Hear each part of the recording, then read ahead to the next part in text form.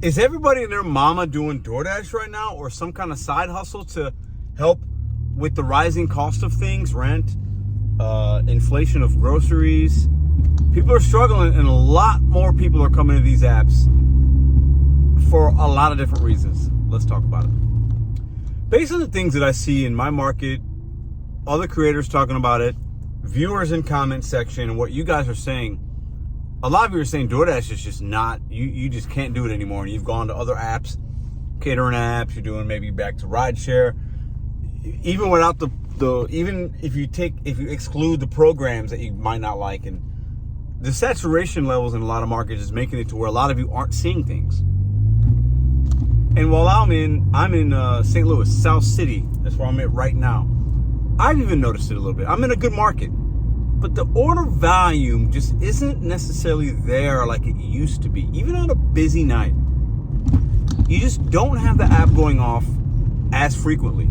Well, just gotta be, I think the volume is maybe down, but then also when you have more people, more fishermen, like we say here, at the same pond, and the fish, there's less fish or the same fish, you're gonna see less fish. Therefore, you're gonna see less offers hit your screen. Last week I wasn't feeling great, so I ordered Uber Eats a couple times actually.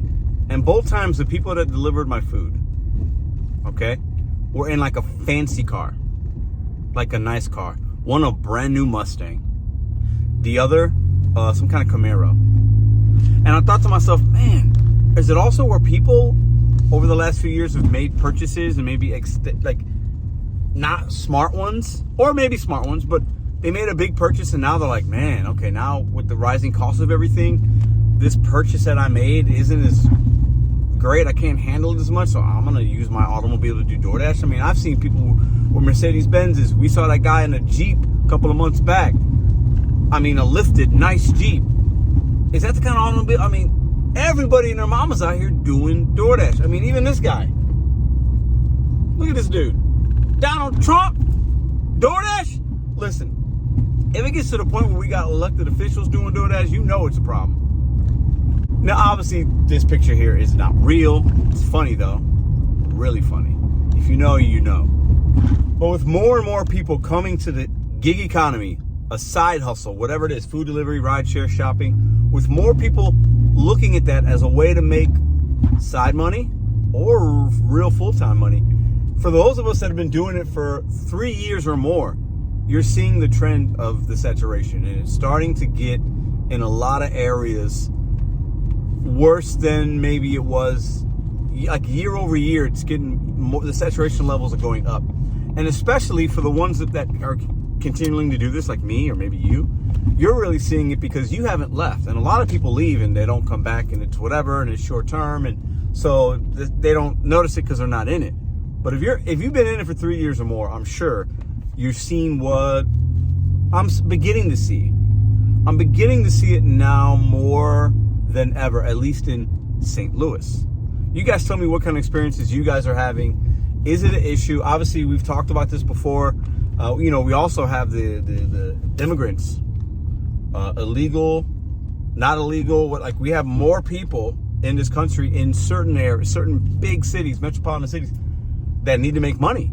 And man, you can get you a DoorDash account on the web. You can get one by signing up for yourself or your cousin's account. Like, it's so easy to get on the app that's another reason we're seeing so many people come to the app to use it to make money, because it's easy.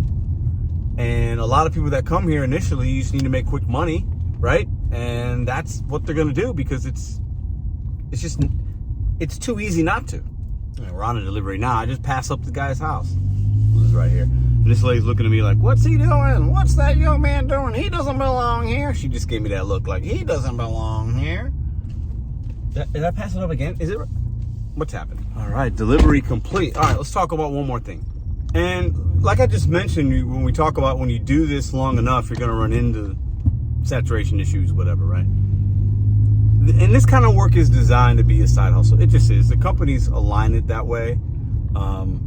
So I also feel like when I think about saturation issues, not seeing volume, I see, I for me at least, I have to take some personal stock and ownership into that, because should I still be doing these apps?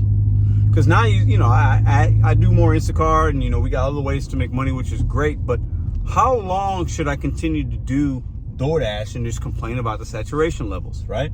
I think some of us can relate to that. You know, there has to come a breaking point of like, okay, this isn't going to continue to be sustainable for this percentage of my income. So now what's the next move? I think we should always be thinking and being aware of that, at least. Because I'll tell you this right now. I don't want to be this guy right here in my little neighborhood on my little bike. You know what I'm saying? I don't want to be Donald Trump having to, you know, do DoorDash because, you know, I can't make money doing something else or this or that. Like, you know, it's just not, you know, we have to be careful with how much trust we put in the gig economy, DoorDash specifically, right? It's a good way to make some money, but just always be knowing that a lot of other people are going to come to this app and it might take away some of the means that you have. So always make sure you're adapting and strategizing, evolving, things like that. And a lot of you new drivers out there, man, you're gonna come to these apps, you're gonna like it, you're gonna hate it, you're gonna love it, there's a range of emotions you're gonna have, right? But just know, don't have at least, you gotta have it. My opinion is you gotta have 3 apps minimum that you can turn on and make money with. 3. So that if there's saturation issues, any other issues, volume issues, program, something happens, you got a backup, and then they have a backup to that backup. Always remember that, all you new people out there. It's not always going to be as bad as you think it is sometimes, but it's also always not going to be as lucrative or whatever. This kind of work, man, I mean, some people do it and they'll do it forever, and they've done it for 6, 7, 8, 9, 10 years. Those people aren't normal, and most people ain't going to do it for that long, right? So just be aware of that and always be thinking like, all right, what's the next app maybe for 2025? We should be looking at 2025 right now. That's how I look at it. So you got issues in your marketplace right now with saturation, a lot of drivers, immigration, you got no volume, you got a tier program that's coming in. Those things are happening now. So if you were thinking about that stuff last year, you might be in a better spot now. Think about 2025 now, so that next year, if these things are happening to you, you're better prepared. I'll see y'all when I see you. Well, actually, I hope to see you tomorrow. 10 Eastern, 9 Central for a live event like you've never seen before.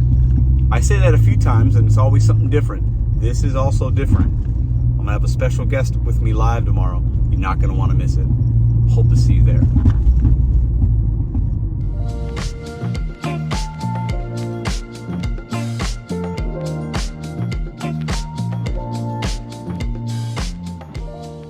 If you like this video or others, check out this one here. Consider hitting subscribe. Let me know what you think in the comments.